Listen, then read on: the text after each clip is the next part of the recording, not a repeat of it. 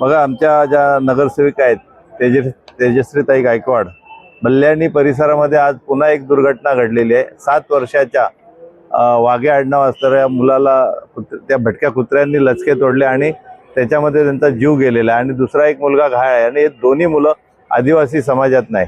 आणि आज हा जो हल्ला भटक्या कुत्र्यांचा वारंवार विभागवार होतोय, याच्यावरती प्रशासनाकडनं अपेक्षित जी कारवाई व्हायला पाहिजे, नसबंदीच्या पासून सगळ्याच गोष्टी।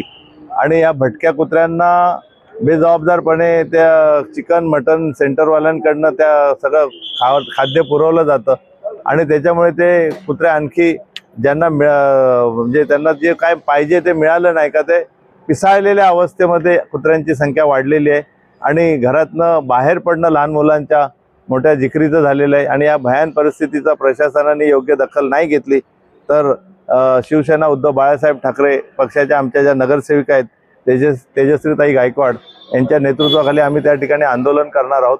हा इशारा जाहीर आज आम्ही देत आहोत।